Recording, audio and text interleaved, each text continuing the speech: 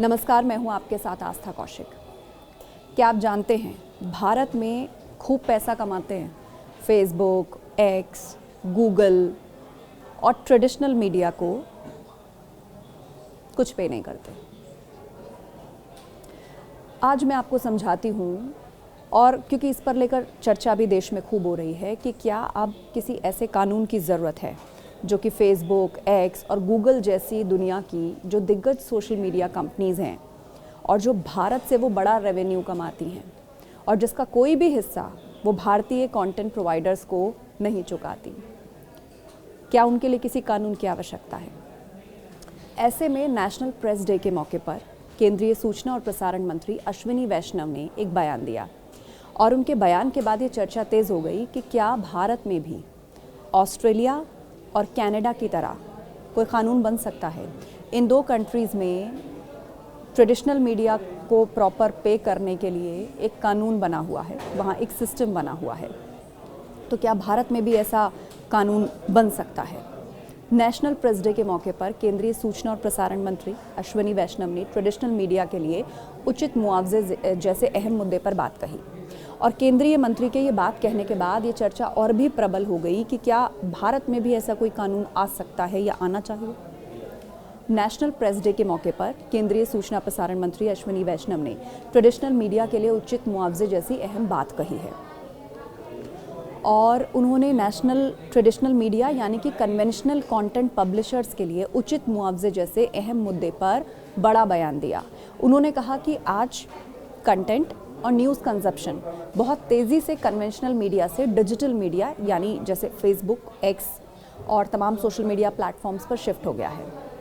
ये तमाम social media platforms क्या करते हैं, ट्रेडिशनल मीडिया से खबरें तो उठाते हैं और उसके बाद ट्रेडिशनल मीडिया को कुछ पे नहीं करते और इस तरह के बदलाव की वजह से ट्रेडिशनल मीडिया को आर्थिक नुकसान पड़ रहा है। और उन्होंने ये भी कहा कि कन्वेंशनल कंटेंट पब्लिशर्स को कंटेंट प्रोड्यूस करने में अच्छा खासा समय और पैसे दोनों खर्च करने पड़ते हैं, यानी वो जहाँ से खबरें उठाते हैं वो उन खबरों को करने के लिए पूरा पैसा और रिसोर्सेज लगाते हैं, लेकिन बार्गेनिंग पावर के मामले में डिजिटल मीडिया को कन्वेंशनल की तुलना में बढ़त हासिल है। अब चर्चा ये तेज़ हो गई है कि क्या भारत में भी ऑस्ट्रेलिया और कनाडा की तरह कानून बन सकता है। एक्चुअली ऑस्ट्रेलिया ने करीब 4 साल पहले यानी कि 2021 में ही समाचार मीडिया और digital platform mandatory bargaining code बना दिया था और इससे मीडिया कंपनियों के लिए टेक्निकल प्लेटफॉर्म्स के साथ कॉन्ट्रैक्ट पर बातचीत करना आसान हो गया और इस कानून के तहत इंटरनेट दिग्गजों को अपने प्लेटफॉर्म पर पब्लिश करने वाले कंटेंट के लिए न्यूज़ पब्लिशर्स को अच्छी खासी रकम मुआवजे के तौर पर चुकानी होती है। अब सवाल यह है कि आखिर ऐसे कानून की ज़रूरत क्यों है, और इसे समझने के लिए हमें कुछ दूसरे फैक्ट्स पर नज़र डालना होगा। भारत दुनिया की दूसरी बड़ी ऑनलाइन मार्केट है। फेसबुक, एक्स, गूगल जैसी दुनिया की सबसे बड़ी टेक्नोलॉजी और सोशल मीडिया कंपनियां एक बड़ी रकम भारत से अर्न करती हैं, बतौर रेवेन्यू कमाती हैं और जिसका कोई भी हिस्सा वो भारतीय कंटेंट प्रोवाइडर्स को नहीं चुकाती। है ना अपने आप में कितनी सोचने वाली बात कि आप भारत से, यहाँ के ट्रेडिशनल मीडिया से खबरें भी उठाते हैं और फैक्ट तो ये भी कहते हैं कि 40 से कभी कभी 60-70% तक इन सोशल मीडिया प्लेटफॉर्म्स पर जो टॉपिक ट्रेंड करते हैं, जिनका रेवेन्यू अच्छा खासा आता है, वो सभी ट्रेडिशनल मीडिया से जुड़ी हुई खबरें होती हैं। लेकिन फिर भी ये सभी लोग ट्रेडिशनल मीडिया को कुछ भी पे नहीं करते। तो अब केंद्रीय मंत्री के इस बयान के बाद चर्चा तेज़ है कि गूगल और फेसबुक से जो 80% एक्सटर्नल ट्रैफिक न्यूज़ कंटेंट के इंटरनेट ट्रैफिक पर मिलता है इन लोगों को, जिस पर फिलहाल कुछ चुनिंदा कंपनियों का ही दबदबा है। और जानकार तो ये भी बताते हैं कि न्यूज़ वेबसाइट को 80% से ज़्यादा एक्सटर्नल ट्रैफिक गूगल और फेसबुक से मिलते हैं और इन दोनों कंपनियों को मिल रहे ट्रैफिक के लिए न्यूज़ कंटेंट एक बड़ा सोर्स है, जो मैंने आपको अभी समझाया ट्रेंडिंग टॉपिक्स के माध्यम से। गूगल पर करीब 40% ट्रेंडिंग स्टोरीज़ जो हैं वो न्यूज़ कंटेंट की होती हैं। डिजिटल न्यूज़ की कमाई सिर्फ गूगल और फेसबुक के खाते में जाती है।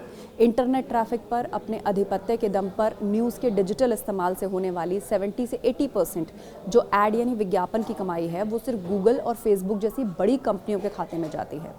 और न्यूज़ का डिजिटल इस्तेमाल बढ़ने से दूसरे सोर्स से पब्लिशर की कमाई दिन ब दिन घटती जा रही है, यानी कि जो ट्रेडिशनल मीडिया है उसको दिन ब दिन घाटा हो रहा है।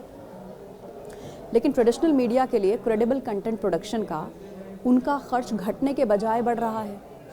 एक तो खबरें, उन खबरों को करना, उस पर स्पेंड करना रिसोर्सेज और पैसा वो बढ़ रहा है। दूसरी तरफ रेवेन्यू उनको उन सोशल मीडिया प्लेटफॉर्म से नहीं मिल रहा जो उनसे खबरें उठाकर टॉप ट्रेंडिंग टॉपिक्स को सबके सामने लाते हैं।